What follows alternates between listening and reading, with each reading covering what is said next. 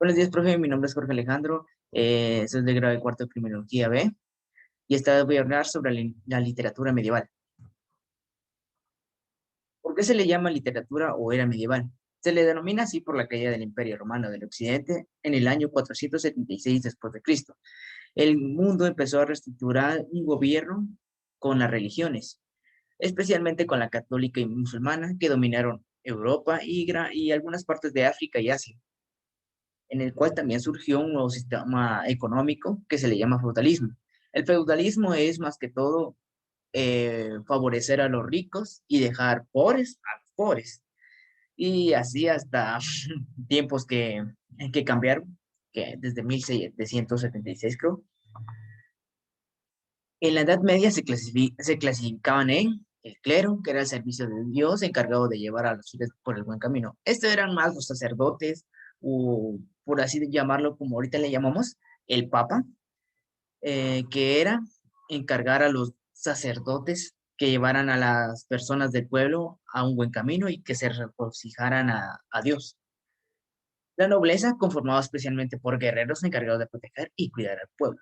Esto eran más los reyes, los consejeros, las esposas de los reyes, los hijos de los reyes y básicamente los guerreros o caballeros, como se llamaban en esa época. Y el último que son el pueblo, son los trabajadores artesanos y campesinos encargados de trabajar en la tierra. Estos eran el nivel más bajo, que solo se dedicaban a, como él mismo lo dice, en la tierra, en el campo, a cultivar cualquier cosa que se les ofrecía a los de alto nivel, como el clero y la nobleza.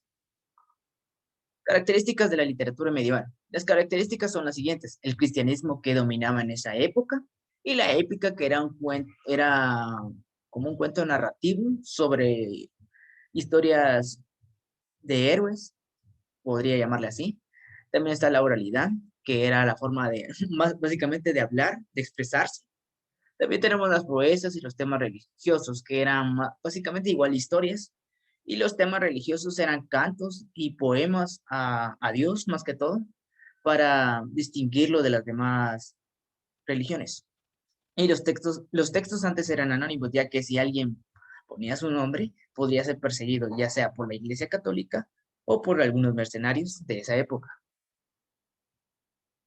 La literatura religiosa y profana. Esta se divide en dos: la de juglaria, que es el conjunto de poesía épica y lírica difundida por los juglares durante la Edad Media. Estos eran más los, Estos eran más los campesinos que vivían en los pueblos, ya que no tenían tanto control ahí y eran anónimos. Y está la de clericia, que se caracterizaba, perdón, en contraposición de la juglaria, porque fue practicado por personas cultas, generalmente clérigos. Estas eran más difundidas como poemas o como anteriormente cantos que los hacían los clérigos o la gente culta de ese entonces. Aquí podemos ver una imagen del Mester de juglaria, que eran los campesinos que eran los que cantaban en las plazas y con eso se ganaban el dinero. Y están aquellos, los clérigos, los cuales hacían los poemas o cantos para Dios. La lírica tradicionalmente se identifican dos vertientes: es juglar con la especie popular y trovador con la poesía culta. La poesía popular es la primera. Esta presenta canciones tradicionales sobre el amor, la naturaleza y el campo. Esta era más dicha sobre los campesinos que querían hacer algo, querían hacer más que todo canciones de amor, de la naturaleza o de lo que sentían, pero solo para ellos.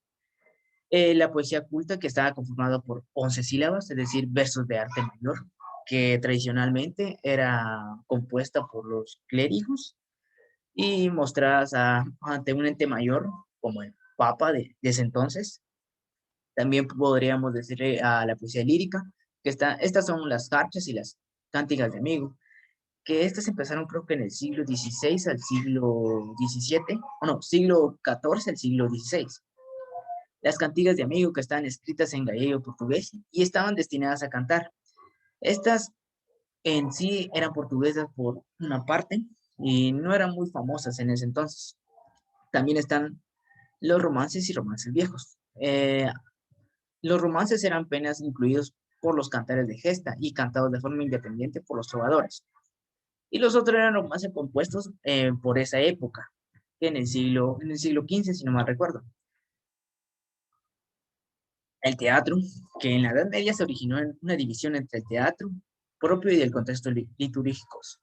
Estas estaban divididas en el culto, que era la religión, y estaba por los campesinos, que eran del pueblo.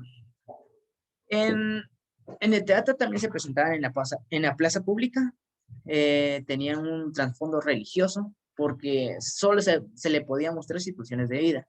¿Eso qué significa? Significa que no podrían mostrar otras cosas, como ejemplo, eh, los que decían antes los griegos, como eran obras de teatro, de romance, de terror, no podían hacer eso, solo podían hacer o podrían mostrar situaciones de la vida.